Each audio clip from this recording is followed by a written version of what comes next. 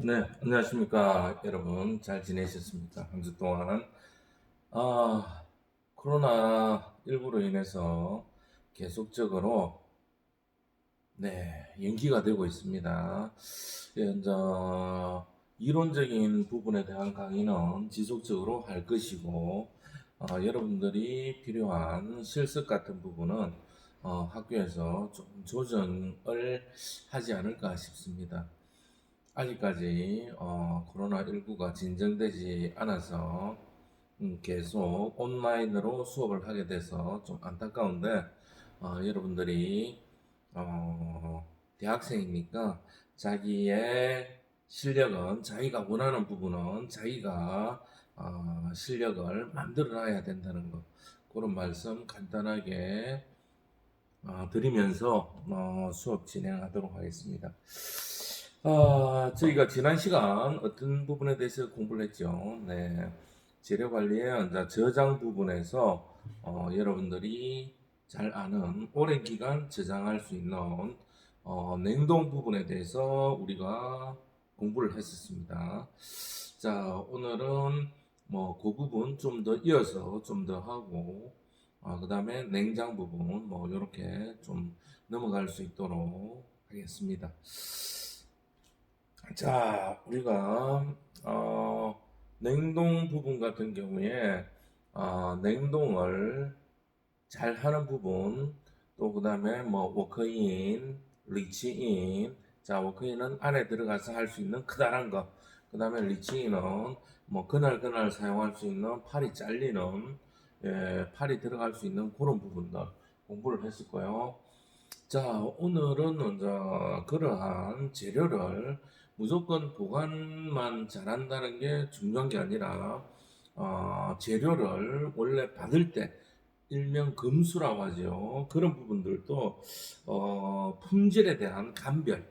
자, 이런 부분이 중요하다는 거 잘 알아두셔야 되기 때문에, 여러분들이 이 공부를 하게 된 겁니다. 아시겠죠? 자, 물건이 처음에 들어올 때부터 안 좋은 물건을 받아서 아무리 저장 관리를 잘해도, 재료 관리를 잘해도, 어떤 문제, 소용이 없다는 겁니다. 아시겠죠? 그렇기 때문에 물건이 어떻게 들어올 때, 품질에 대한 감별을 잘해야 됩니다. 자, 제가 이 뭐 약간 지금 선글라스를 끼고 있는데 위에 보이시면 이제 빛이 나옵니다. 자, 빛이 나오는 관계로 인해서 프로젝트 빔에, 그래서 이제 선글라스를 끼고 있는데 그런 부분은 조금 여러분들이 양해를 부탁드리겠습니다. 아시겠죠? 자,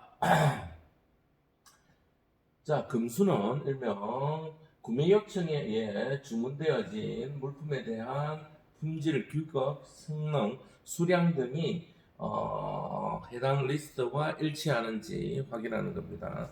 자, 오늘날 같은 경우에는 자, 전화로 주문을 잘 하지 않아요. 자, 각종 재료에 대해서 왜 그러냐면은 전화로 주문한다든지 이렇게 돼버리면 인간의 말이라는 거는 서로 명확하지 않기 때문에 잘못 기억될 수가 있다는 겁니다. 아시겠죠? 자, 그렇게 되면 어떤 오다가 생기느냐, 오다에 문제가 생기느냐.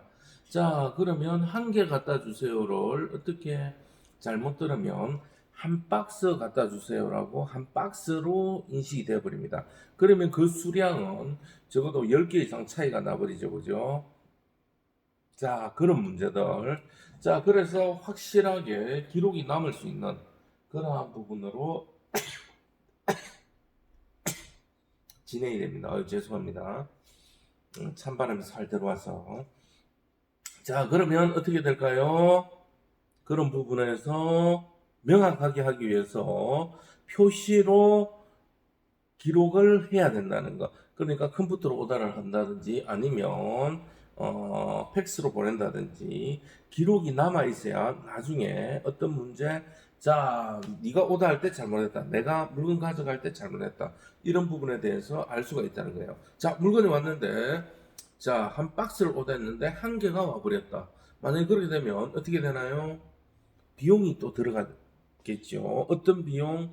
자, 그 물건이 없어서, 재료가 없어서 음식을 못 만들어서 판매를 할 수가 없어요.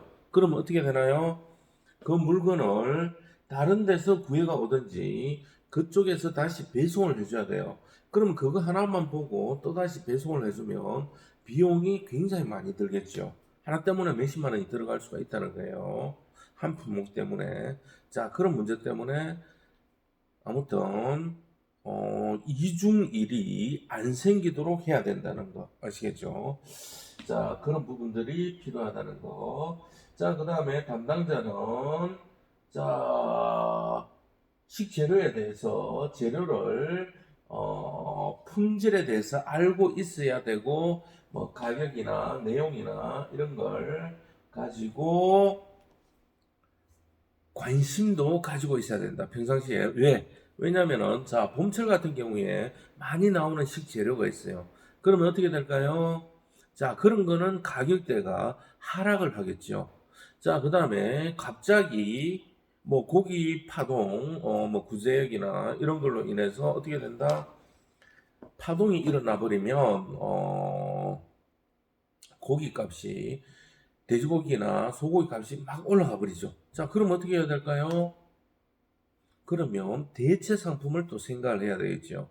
그런 육고기 대신에 어떤 고기, 닭고기라든지 생선 단백질이라든지 이런 식으로 변화가 될 수가 있겠죠. 왜냐하면은 단가 자체가 너무 올라가 버리니까. 야채 같은 경우도 봄이나 여름 같은 경우 좀 저렴하겠지만 만약에 겨울이나 이렇게 돼버리면 단가가 굉장히 올라가 버리겠죠. 야채 가격이. 그럴 경우는 어떻게 해야 돼요? 다른 야채로 변할 수 있는 자 그러한 부분들 여러분들에 대한 뭐가 필요하다? 재료에 대한 관심과 마인드가 필요하다는 거. 계절별로 바뀌는 거 아니면 사회의 특수한 사항 때문에 변경되는 그러한 부분들에 대해서 좀 알아야 된다는 거 아시겠죠? 자, 그 다음에 특히 이 부분에 대해서 얘기를 하자면, 지난번에 배웠던, 자, 보관하는 것 중에 이제 소고기. 자, 소고기 같은 경우에는 어떤 특색이 있어야 되냐면은 색 자체가 즉석이어야 됩니다. 즉석이어야 된다는 거 아시겠죠? 그 다음에 이 소고기에는 뭐가 있어야 된다? 탄력이 있어야 된다. 자, 이런 검사법을 활용할 때는 오감을 다 활용합니다. 눈으로도 확인하고 그냥 눈으로 봐서 아 괜찮네 이게 정답이 아니라 촉각으로 자 눌러봤을 때 탄력이 있게 네, 복원이 되어야 된답니다. 복원이 되어야 됩니다. 아시겠죠? 그 다음에 하나 더 얘기하자면은 냄새가 나지 않아야 됩니다. 냄새 아시겠죠? 이치. 자, 냄새가 나지 않아야 되고요.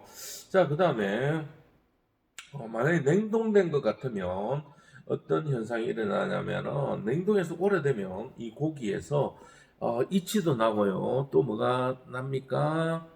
드라이 돼서 수분이 알게 모르게 살살 날아갑니다. 수분이 날아가서 하얗게 끼어버립니다. 자, 그런 것도 좋지 않겠죠, 그죠? 자, 이런 지식들을 가지고 있어야 된다는 거.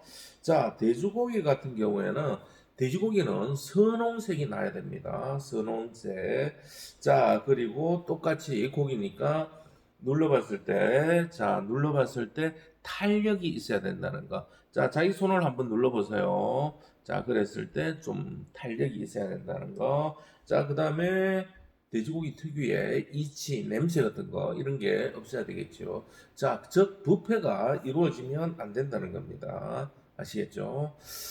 자, 소고기, 돼지고기. 자, 이제는 닭고기 넘어가도록 하겠습니다. 닭고기 같은 경우에는 신선하면서 뺀질뺀질하게 좀 광택이 나야 됩니다. 자, 그 다음에 닭고기도 이치가 네, 부패되지 않은 냄새가 안 나는 거. 그리고 닭고기 같은 경우 살짝 닭고기 특유의 냄새가 나는 것이 좋습니다.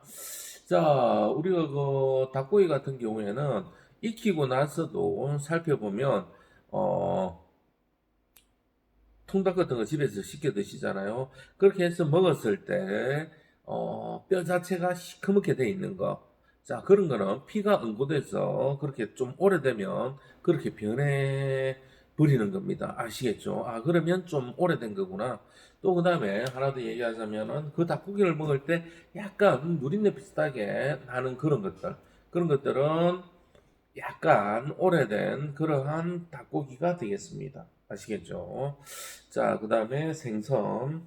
자, 생선 같은 경우에는 눈이 튀어나오고 선명하면서 비늘이 잘 부착되어진 거, 뭐 비늘 어떤 것들은 좀 막 부스부스하게 떨어진 것도 있고요. 자, 그 다음에 눈 같은 거, 자, 생선의 눈 같은 거, 자, 이런 것들이 이제 색깔이 좀 맛이 같다든지, 자, 그 이유가 뭐냐면요.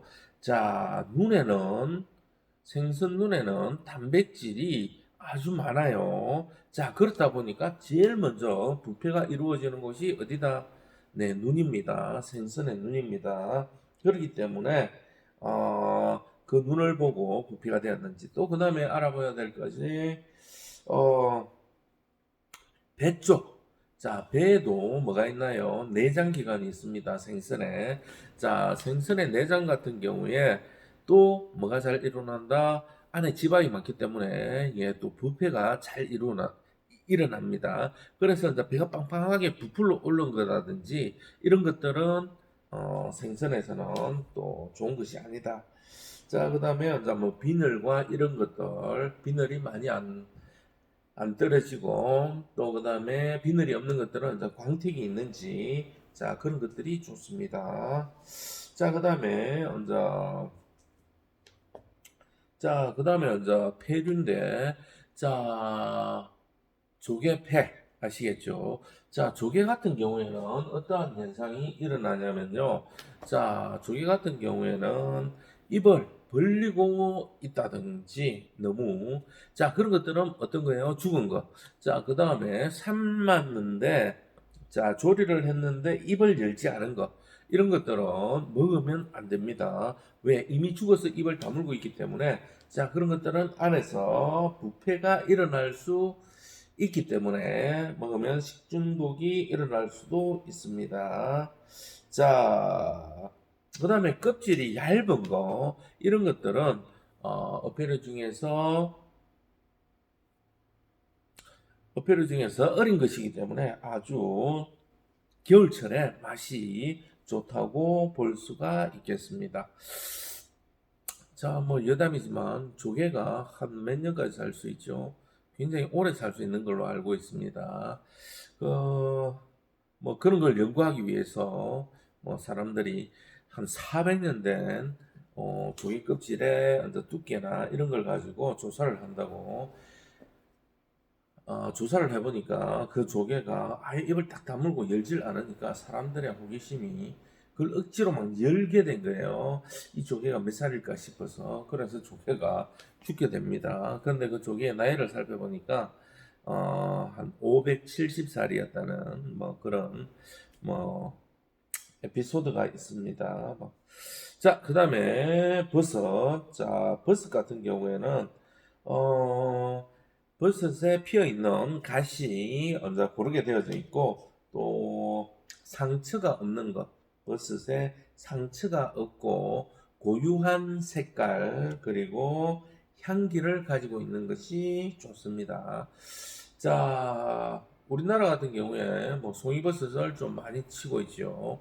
외국 같은 경우에는 뭐 송로버섯 이런 걸 많이 짓는데 자, 자연산 송이 같은 경우도 어느 순간 나와서 알맞게 피어져 있어야 되는데 너무 피어버리면 오히려 상품성이 떨어집니다. 맛과 향도 떨어지고요. 자, 그런 것들에 대한 지식도 가지고 있어야 됩니다. 자, 거기에 따라서 가격 차이도 굉장히 천차만별이라는 거 알아두시면 좋겠습니다. 자, 그 다음에 건조버섯. 자, 건조버섯 같은 경우에는 건조가 어떻게 이루어져야 된다? 골고루 이루어져서 자, 골고루 색깔이 잘 고르게 어떤 것은 건조가 잘 됐고 어떤 것은 건조가 안 됐고 이러면 안 되겠죠. 자, 그 다음에 변색과 변질이 되지 않은 거, 또 형태가 부스지지 않고 형태가 잘 유지되는 그러한 버섯들을 구매를 해야 된다는 거 아시겠죠? 자, 그 다음에 이렇게 재료에 대해서 어떻게 해야 된다? 여러분들이 기본적인 지식을 좀 알아야 되겠다. 뭐, 그 외에도 굉장히 많이 있습니다. 어떤 거, 뭐, 계란, 그 다음에 무, 그 다음에 뭐, 기타 야채 특징들, 뭐, 그런 것들. 자, 그 중에서 이제 또 검수를 받을 때 특별히, 받아야 될 것 중에 하나가 이제 전수검사가 있습니다. 자, 말대로 이 전수검사는 무엇을 얘기하냐면요. 자, 검수를 하는데 모든 품목에 대해서 다 검수를 한다는 겁니다. 자, 그런 것 같은 경우에는 어떤 게 있을까요? 네. 가격이 먼저 비싼 것 같은 경우에는 전수검사를 해야 되겠죠. 예를 들자면 송이버섯. 자, 키로에 뭐 한 20만 원, 네, 30만 원, 많을 때, 비쌀 때는, 자, 그렇게 합니다. 그런 것 같은 경우에는, 전부 다 상태가 괜찮은지, 또 그 다음에 고가의 품목이라든지, 또 고가면서 또 수량이 얼마 되지 않을 때, 이럴 때는 전수공사를 해야 됩니다. 전수검사를. 아시겠죠? 자, 이런 부분이 있다는 거 알아두시면 되겠습니다. 자, 그 다음에 발체 검사 같은 경우. 자, 뭐 꼭 고기뿐만 아니라 야채 같은 경우도 특수 야채, 비싼 것 같은 경우에는 꼭 확인을 해야 되겠죠. 그죠? 자, 그 다음에 발체 검사는 뭐냐면은 대량 구입을 해야 될 때 또 그리고 금수 항목이 많을 때 일일이 다 살펴볼 수가 없을 때 하는 발체 검사가 있겠습니다. 자, 이런 것 같은 경우에는 샘플링을 한다고 볼 수가 있겠죠. 자, 그러면 금수 비용과 금수 시간이 절약되는 그러한 효과가 있다는 거 알아두십시오. 자, 적절하게 판단해서 전수 검사를 할 건지 발치 검사를 할 건지 알아두시면 좋겠습니다. 자, 그 다음에 어, 자, 냉동 보관 같은 경우에는 아까 얘기했던 육류, 가금류, 어패류, 그리고 버섯류, 뭐 기타 등등 이런 것들을 가지고 보관을 할 때, 냉동 보관을 할 때는 표시된 내용에 따라서 냉동 보관을 하고요. 그리고 물리적, 화학적 특성을 파악하고 냉동 저장합니다. 자, 물리적 화학적이란 부분은 자, 민감하다. 온도에 민감하다면 냉동고 안쪽에 아니면 온도가 아주 어느 정도 뭐 감자라든지 이런 부분에 대한 냉동품 같은 경우 많이 사용한다 하면 좀 냉동고 앞쪽에 보관하는 거. 그다음에 온도에 민감한 생선 같은 경우에는 안쪽에다가 보관하는 그런 부분들 아시겠죠? 자, 그리고 포장 상태에 따라서 또 안쪽에다 넣을 수도 있고 문 앞쪽에 넣을 수도 있다는 거. 자, 포장이 튼튼하고 또 크다면 앞쪽에 그리고 좀 작으면서 귀한 것 같은 경우에는 안쪽에 넣어서 보관을 해야 되겠죠.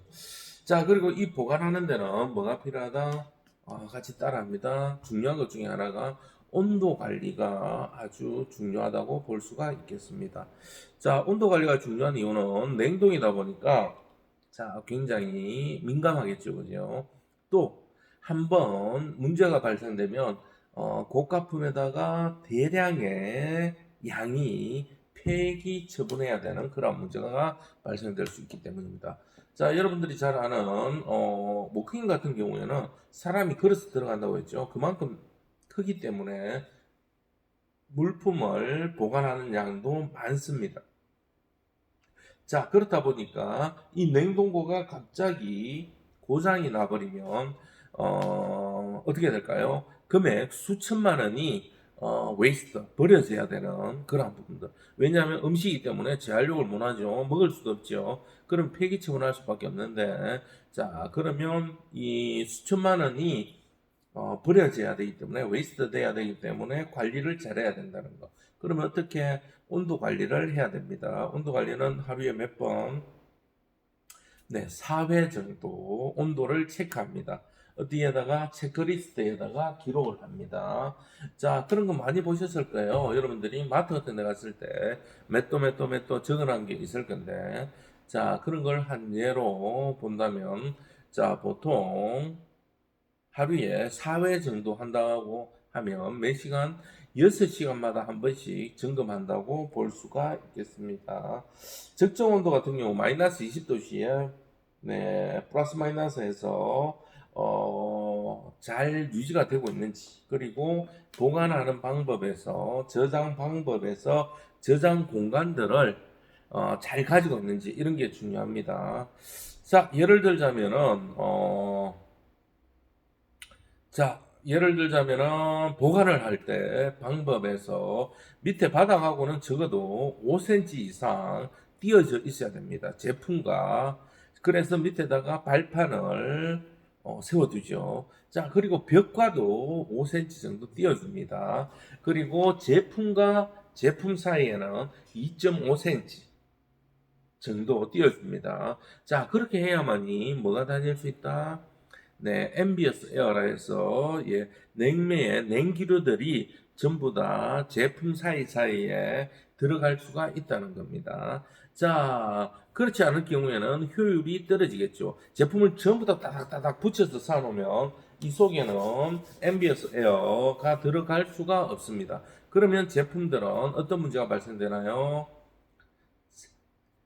자, 냉기류가 들어가지 않기 때문에 그쪽 부분은 시원하게 아이스된 형태로 보관이 되지 못하는 그러한 문제가 발생될 수 있다는 거 아시겠죠? 자, 그리고 하루에 4회 정도 온도를 체크해서 기록합니다.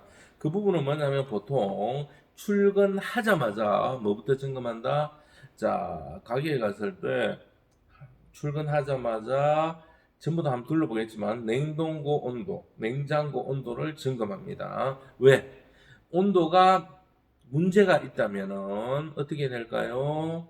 자, 냉동고가 갑자기 고장나 버리면 아까 얘기했잖아요. 수천만 원치의 재료를 웨이스트 버려야 되는 상황이 됩니다. 그러면 어떻게 해야 될까요? 빨리 응급 조치를 해야 되겠죠. 그죠? 자, 그러면 AS 센터에서 바로 사람들을 불러서 조치를 취해야 되겠죠. 그러면 AS 시간이 걸린다. 그러면 어떻게 해야 될까요? 다른 냉동고나 냉장고에다가 옮겨야 되겠죠. 자, 그러면 그런 부분이 없다. 그러면 어떻게 해야 될까요?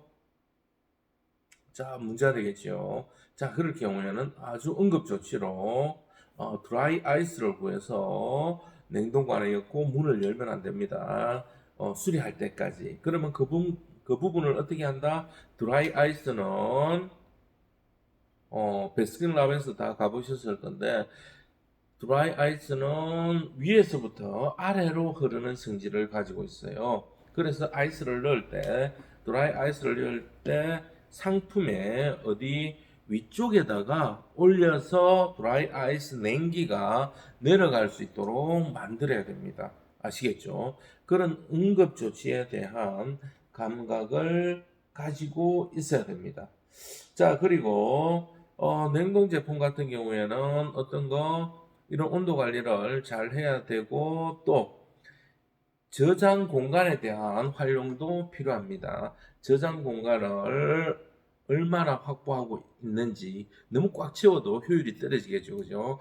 그리고 또 중요한 거는 콘덴서에 뒤쪽에서 냉매가 나오는 곳에 성에가 많이 끼어 있습니다. 얼음이 많이 끼어져 있습니다. 그런 부분에 대해서 정기적으로 제거를 해줘야 됩니다. 없애줘야 됩니다.